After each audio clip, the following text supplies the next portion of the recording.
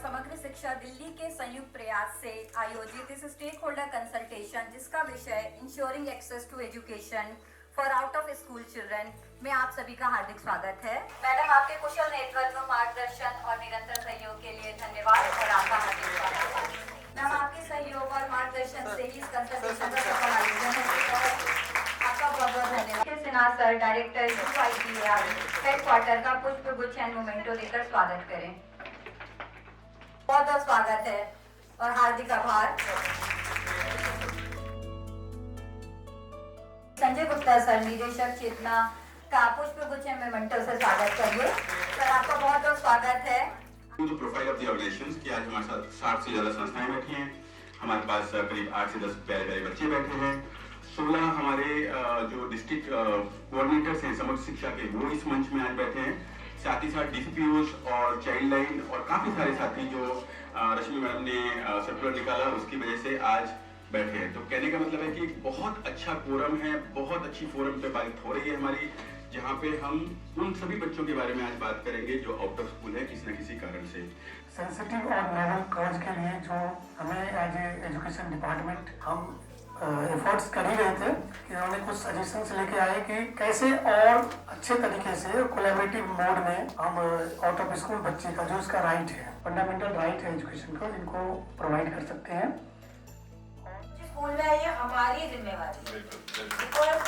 अगर उनमें इतना रिसोर्सेज होता, अवेयरनेस होती तो they would not have needed our help. They need our help because right now they do not know the significance of education or they do not have the resources wherewithal. तो इसके बारे में हम काफी सारा अभी जो समग्र के नेक्स्ट ईयर के प्रोजेक्ट अप्रूवल बोर्ड में जब जाएंगे जहाँ फाइनेंस फिक्स होता है, we are also designing something कि हम और कैसे हमारे आउट ऑफ स्कूल सेल को और कैसे स्ट्रेंथन करें कि ऐसी क्या चीजें हैं कि बच्चे फिर भी नहीं आ पा रहे, like what more can be done for them, so we are thinking about it. पहली चीज तो आधार बनाना इटसेल्फ अनिवार्य नहीं है, लेकिन क्योंकि आधार एक ऐसा यूनिवर्सल आईडी हो गया कि हर कोई उसको एक्सेप्ट करता है, आधार बनने के फायदे बहुत हैं। बनाना अनिवार्य नहीं है, आप किसी को फोर्स नहीं कर सकते कि आधार बनाएगा ये बनाएगा। वॉलंटरी, बिल्कुल वॉलंटरी प्रक्रिया है। अगर आप चाहें तो अपना आधार कार्ड के लिए अप्लाई करके बना सकते हैं। बच्चों का बच्चियों दोनों के लिए, बिकॉज जेंडर इक्वालिटी जब हम बात करते हैं तो boys to have good education is also equally important. Mindset कहाँ से बनता है? आई मीन माइंडसेट के लिए तो एजुकेशन चाहिए।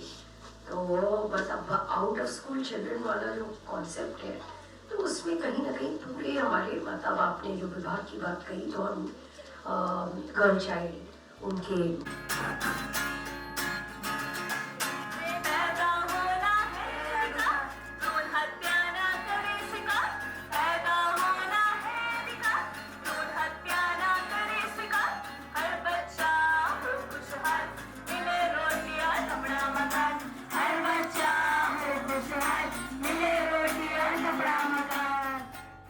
राइट टू एजुकेशन एक्ट में कुछ डॉक्यूमेंटेशन की जरूरत नहीं है। एक फंडामेंटल राइट है बच्चे का। अगर वो खुद ही भी जाए स्कूल में, उनको एडमिशन देना है। अगर आधार इम्पोर्टेंट है क्योंकि दूसरे सारे जो भी एंटाइटलमेंट्स है, अगर वो बच्चे को मिलना है तो ये लीगल डॉक्यूमेंटेशन की जरूरत है।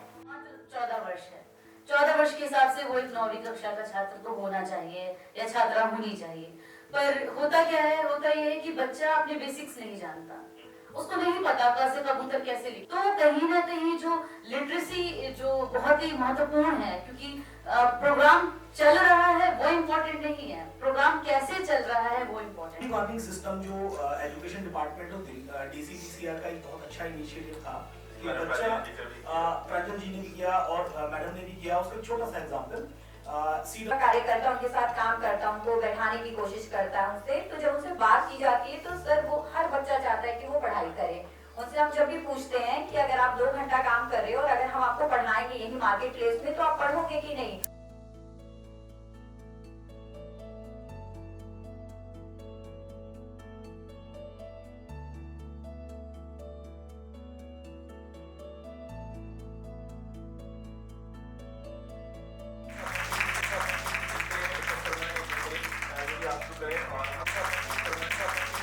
ये मुझे अच्छा लगता है, स्कूल में जाना भी, पढ़ना भी बहुत अच्छा लगता है।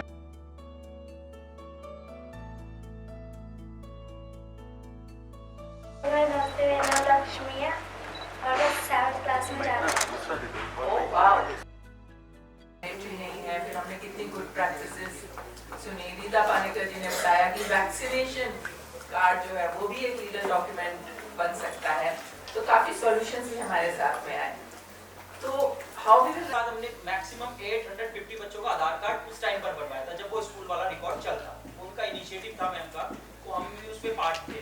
होते हैं जिनके लिए मुद्दे आते हैं उनके लिए हेल्प यूडीआईडी ने हमें बता दी है, डीसीपीओ ने हमें बता दिया है। तो वो चीज फॉलो करते हुए आने वाले टाइम में इस तरह की कोई भी समस्या नहीं होगी और बच्चों का एडमिशन इजीली हो जाएगा। Thank you.